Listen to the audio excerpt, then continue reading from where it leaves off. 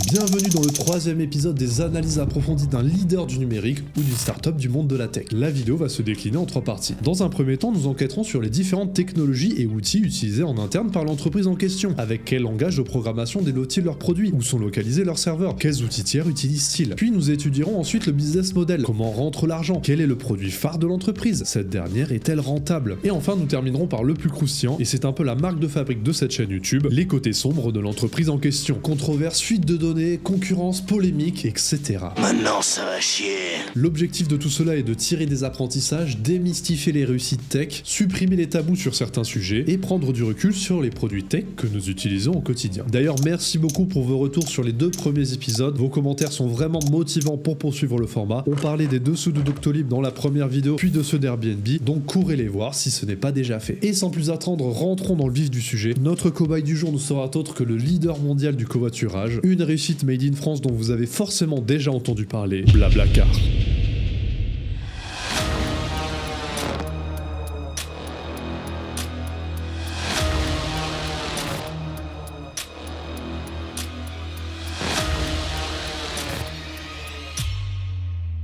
Infrastructure, technologie et outils.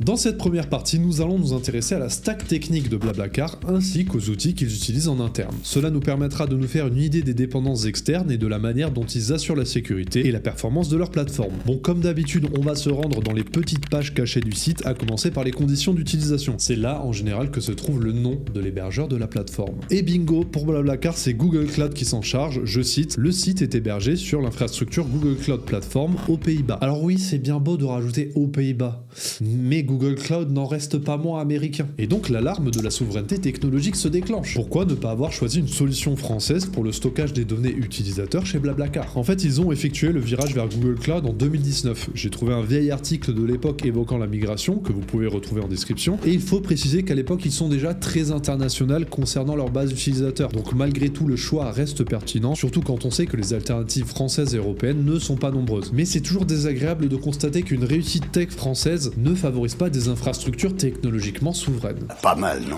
C'est français. D'ailleurs, sur le blog officiel de Google Cloud, Blablacar est mis en avant comme un des clients phares de leur outil, et Google peut ainsi se vanter d'avoir des services qui assurent une accessibilité 99,9% du temps pour 90 millions d'utilisateurs, et également évoquer les services de Big Data et d'Analytics qu'ils fournissent à Blablacar. C'est une affaire qui roule.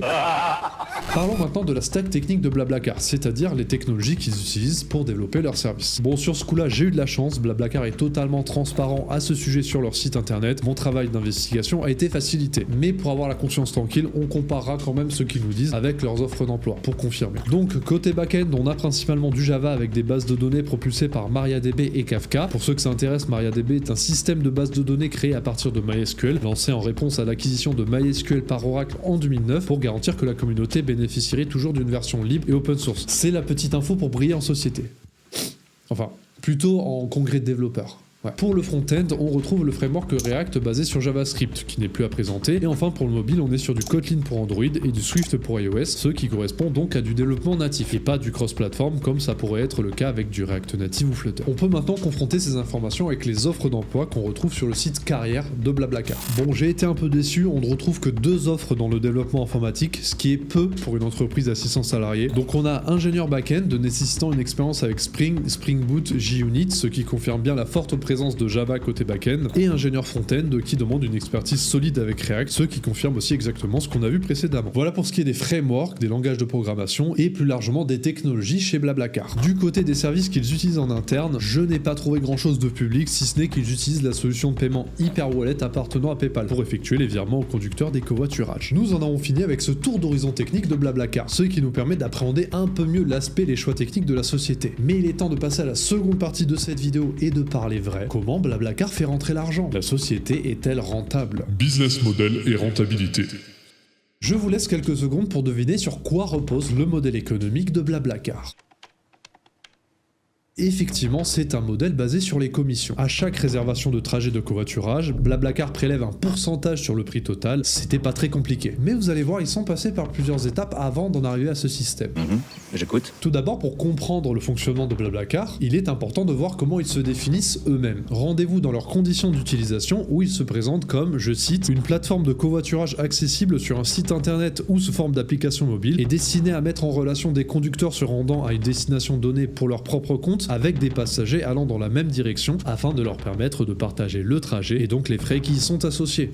C'est beau. Non, moi le vivre ensemble sur fond d'écologie, ça me touche beaucoup. Blablacar va donc ensuite appliquer des frais de service en se basant sur le prix du trajet fixé par le conducteur. Et inutile de tergiverser, c'est comme ça que Blablacar gagne de l'argent, simple et efficace. Mais il faut quand même comprendre comment sont calculés ces frais et pourquoi il y a des frais. Réponse de Blablacar à cette dernière question, ces frais nous permettent de vous proposer une plateforme fiable et fluide répondant pleinement à vos attentes. C'est également grâce à ces frais que nous sommes en mesure de bâtir une communauté de confiance pour les covoitureurs. Sur une autre page, il liste avec précision de quoi il en retourne. TVA, service client disponible 7 jours sur 7, système de paiement sécurisé, protection contre la fraude, vérification des profils des membres et bien sûr équipe et bureau. Plus de 600 employés, il faut sortir quelques millions par mois. Bon, très bien, on se doute que pour faire tourner une telle plateforme, il y a des frais considérables. Mais comment le montant des commissions est-il calculé? Heureusement pour nous éclairer, ils ont une page avec une section comment le montant est calculé. Ouf, nous sommes sauvés. Le montant des frais de service est calculé à partir du prix que le conducteur ou la conductrice fixe pour son trajet.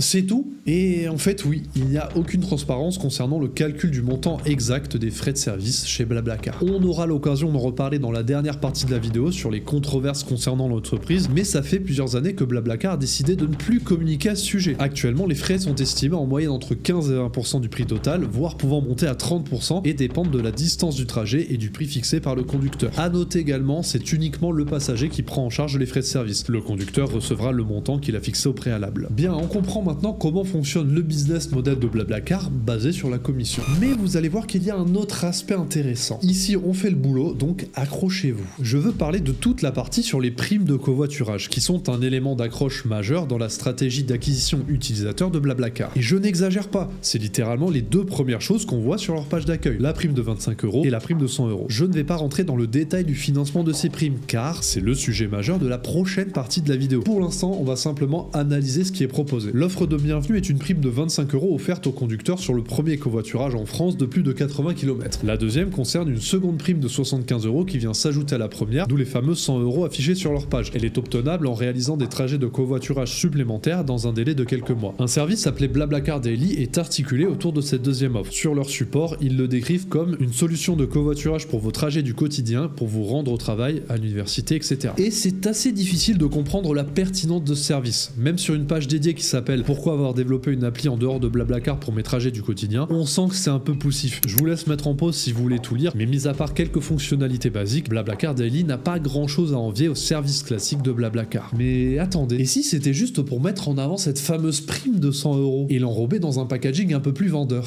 Bon, je vous vends un peu la mèche, mais Blablacar a tout intérêt à vendre ces primes de 25 ou 100€. Elles sont en fait financées par Total Energy pour générer des certificats d'économie d'énergie. Et Blablacar touche un billet à chaque versement. C'est du génie. Mais attendez, on se calme. Vous comprendrez tout d'ici la fin de la vidéo, c'est promis. A noter aussi, Blablacar Daily se nommait initialement Blabla Lines, lancé en 2017, destiné au trajet domicile-travail, sans doute pour développer une nouvelle offre à l'époque, annonçant des prix entre 5 et 6€. Ils ont certainement voulu recycler leur offre flopesque en la combinant avec la prime alléchante de 100€. C'est très malin. Mais bon, excusez-moi, je digresse un peu. Une chose intéressante concernant leur modèle économique, c'est qu'il a mis beaucoup de temps à maturer. J'ai retrouvé une interview du cofondateur de Blablacar en 2018, où ce dernier explique que la société est passée par de nombreux modèles économiques auparavant. Je cite, « Nous avons essayé pas moins de 6 modèles économiques, peu de gens s'en souviennent, mais au début notre modèle était d'aller vendre des plateformes de covoiturage aux entreprises. Nous avons aussi fait un pont téléphonique qui facturait entre les membres pour pouvoir payer le service et un modèle d'abonnement mensuel pour avoir des options supplémentaires. Et puis on est arrivé au modèle économique qu'on a aujourd'hui, le modèle transactionnel. Parce qu'au départ, Blablacar, ou plutôt covoiturage.fr, c'était son petit nom de l'époque, était gratuit et de nombreux utilisateurs ont vu d'un mauvais œil l'arrivée des commissions. Mais c'est était inévitable selon moi, étant donné les coûts de fonctionnement d'une telle plateforme. C'est pas en affichant 3 publicités sur ton site que tu deviens rentable. Donc, quelle est la proposition de valeur de Blablacar aujourd'hui? Partager des trajets en voiture, réduire les coûts de transport, réduire l'empreinte carbone, socialiser pendant les trajets et assurer des profils et une plateforme sécurisée. Pour être tout à fait complet, on doit aussi évoquer 2 autres sources de revenus annexes chez Blablacar, en plus des commissions. Blablabus, où l'entreprise s'associe à des opérateurs de bus locaux pour proposer des trajets, le revenu est partagé entre le partenaire et Blablacar dans des proportions non divulguées, et la vente d'assurance aux chauffeurs pour les protéger en cas de panne, d'imprévu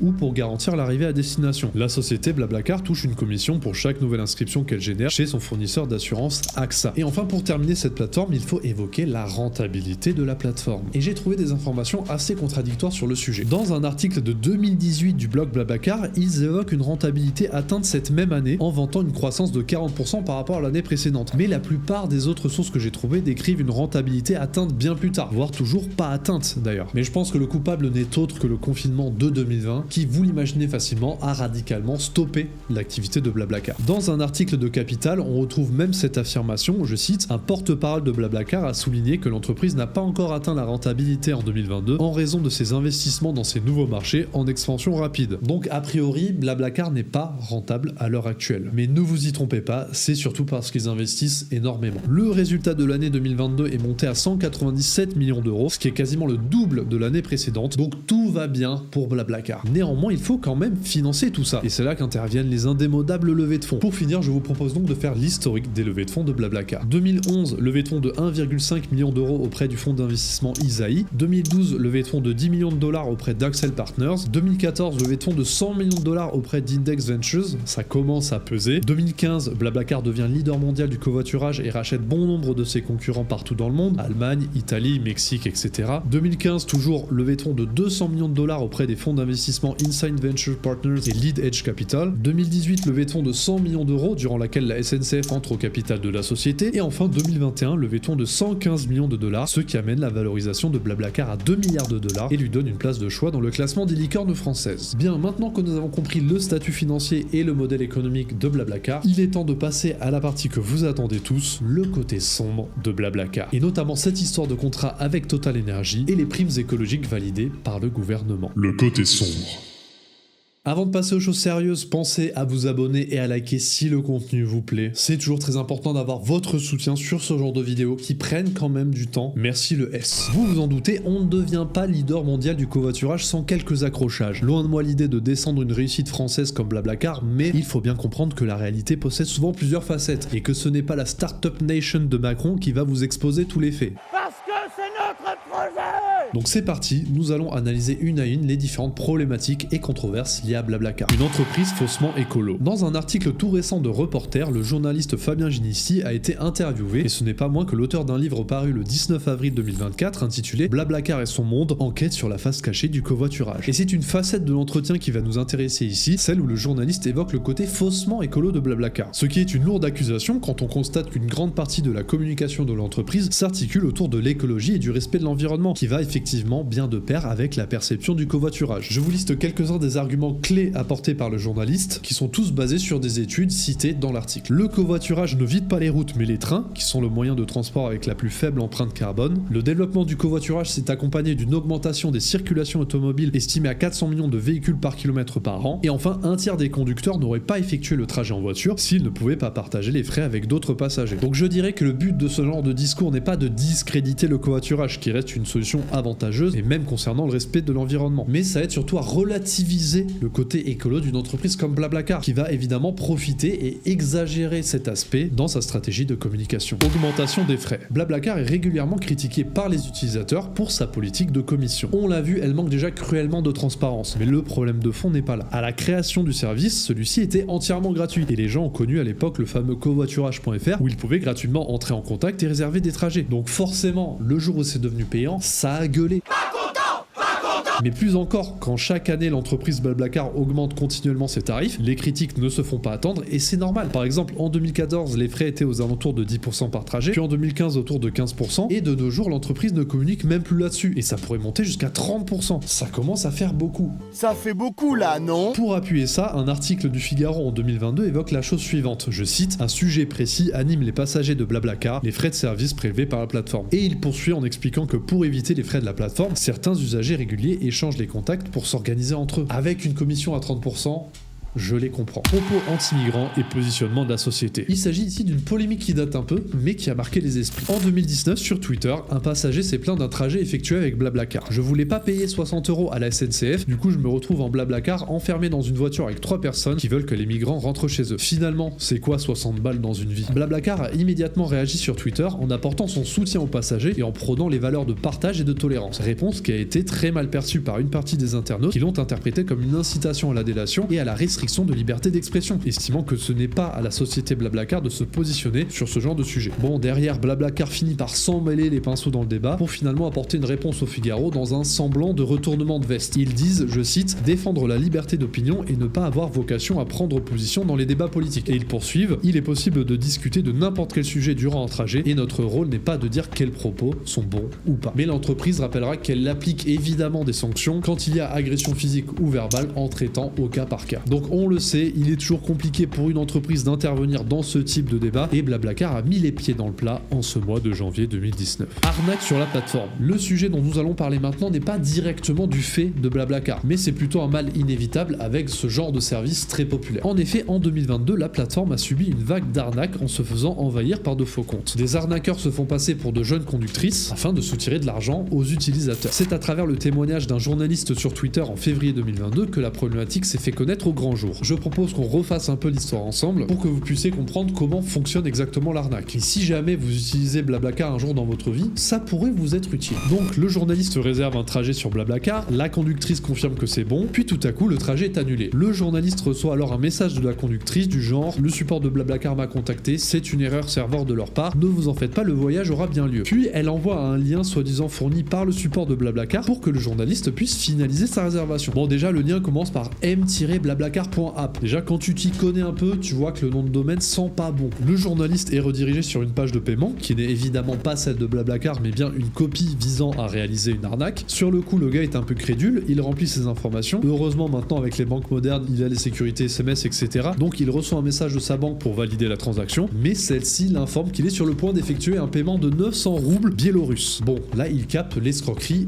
évidemment. Et après investigation, il se rend compte qu'il y a des dizaines de profils étranges sur Blablacar, des conductrices qui n'ont aucun avis utilisateur avec des photos de profil un peu similaires. Il met publiquement Blablacar au fait de ses trouvailles. Ce à quoi la société répond en affirmant qu'il s'agit de cas rares qu'elle est en mesure de détecter et bloquer rapidement. Mais elle conseille de toujours rester vigilant. Et tout cela nous questionne sur la responsabilité de Blablacar dans ce genre de situation. Bien évidemment, il est normal que sur un service aussi populaire, des individus malveillants tentent de réaliser des arnaques. Mais c'est aussi à la plateforme de mettre en place un système de détection de fraude adéquat pour éviter ça. Et il est fort à parier que Blablacar a durci son processus de vérification de profil après ces fâcheux événements. Monopole et concurrence. Une critique assez courante et pertinente qui est faite à l'encontre de Blablacar, c'est la situation de quasi-monopole que la société peut avoir dans plusieurs pays, et notamment en France. C'est difficile d'avoir les chiffres exacts concernant les parts de marché, mais j'ai pu lire dans certains articles que ça tournait autour de 70% à 90% dans les pays où l'entreprise est présente. Et en France, la situation de quasi-monopole me semble très évidente. Je vous mets au défi de me citer un seul concurrent direct de Blablacar. Personnellement, je n'en connais pas. Et il faut savoir que Blablacar a pour habitude d'absorber ses concurrents quand c'est possible. On peut faire la liste de quelques-unes de ses acquisitions majeures au cours du temps. L'italien Posto in Auto en 2012, l'allemand Carpooling en 2015, la startup mexicaine Rides en 2015, plus récemment Webus en France en 2019 ou encore le français Klaxit en avril 2023. Donc forcément, un monopole sur un marché amène toujours les mêmes problématiques. Réduction de la variété des choix pour le consommateur, pouvoir décisionnel sur les tarifs et les services, frein pour l'émergence de concurrents et donc pour l'innovation en général. Mais face à la loi du marché, il est difficile de rééquilibrer la balance et donc Blablacar risque de conserver son monopole encore bien longtemps avec les conséquences que cela comprend. Contrat avec Total et prime de covoiturage. Comme promis, on termine avec la controverse la plus croustillante à propos de Blablacar.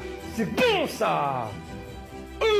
Vous souvenez, dans la partie business model, on a évoqué les deux primes ultra mises en avant sur la plateforme Blablacar, et on se demandait comment elles étaient financées. Eh bien, c'est un peu plus obscur que prévu. Ce système de primes est permis grâce à un partenariat discret avec Total depuis 2012, soutenu par l'État, qui représente des dizaines de millions d'euros par an de financement pour Blablacar. Je vous explique. Les pétroliers, comme tous les vendeurs d'énergie, doivent se conformer à une obligation gouvernementale qui consiste à financer des actions favorisant la sobriété énergétique, dont l'efficacité est mesurée par l'émission de certificats d'économie d'énergie, les C2E. En gros, la société Total va engranger un certain nombre de C2E à chaque fois qu'une action favorable à l'environnement est réalisée grâce à elle. Parmi ces types d'actions, on retrouve travaux d'isolation, installation de chaudières performantes et le développement du covoiturage. Évidemment, le deal est tout trouvé. À chaque nouvel utilisateur inscrit, Blablacar générera des C2E pour Total en l'échange d'une prime covoiturage, la fameuse aide pouvant monter à 100 € pour chaque conducteur qui partage son véhicule. Un montage sur mesure validé par le ministère de l'écologie. Mais où Blablacar gagne de l'argent, vous allez me demander, si la prime est directement versée au conducteur? Eh bien, dans cet arrangement un peu flou, Blablacar touche une somme supplémentaire payée par Total pour chaque prime versée. Donc, Blablacar se fait quelques dizaines de millions d'euros par an grâce à ce montage et Total achète des certificats d'économie d'énergie à prix réduit pour pouvoir répondre à son obligation environnementale de vendeur d'énergie. C'est une affaire qui roule. Mais alors, vous vous demandez, qu'est-ce qui est critiquable dans tout ça? En fait, malgré les apparences de partenariat bénéfiques pour l'environnement, on est plutôt sur un arrangement financier où les bénéfices écologiques semblent secondaires face aux intérêts économiques. Et c'est d'autant plus marqué par le manque de transparence et l'aspect potentiellement artificiel des bénéfices environnementaux de ce type d'accord. Il est évident que les motivations des deux entreprises sont économiques et que l'impact écologique des certificats d'économie d'énergie émis est difficile à mesurer. Conclusion, un contrat flou entre deux grandes entreprises sans garantie réelle d'un impact réel sur la réduction de l'empreinte écologique, mais le tout adoubé sereinement par le gouvernement. Le sujet reste néanmoins complexe, donc n'hésitez pas à participer en commentaire pour apporter des compléments sur ce montage financier. Cocorico. Nous en avons fini avec l'analyse des dessous de Blablacar. J'espère sincèrement que la vidéo vous a plu et vous a appris des choses. Si c'est le cas, pensez à la rétribuer en likant, commentant et partageant. Ce sont des contenus assez difficiles à produire comme vous en doutez, et même si les vues ne sont pas encore au rendez-vous en comparaison du travail accompli, je pars sur une série de 5 épisodes jusqu'à cet été pour vous régaler. Ensuite, on avisera. J'en profite pour remercier encore une fois les nombreux soutiens que vous m'avez apportés dans les 2 précédents épisodes. Merci beaucoup, c'est très motivant pour la suite. Concernant le sujet du jour, si vous avez vu des approximations ou des oublis, n'hésitez pas à apporter un complément dans les commentaires. J'espère que vous aurez pu tirer des choses intéressantes via ce format, et normalement la prochaine fois qu'on vous parlera de Blablacar, vous allez briller en société. Allez, moi je vous dis à la prochaine. Bisous.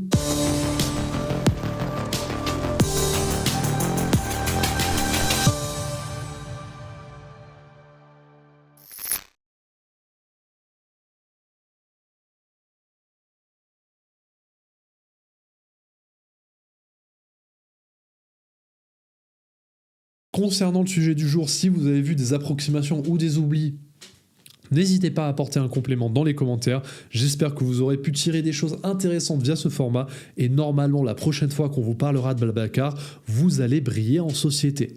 Allez, moi je vous dis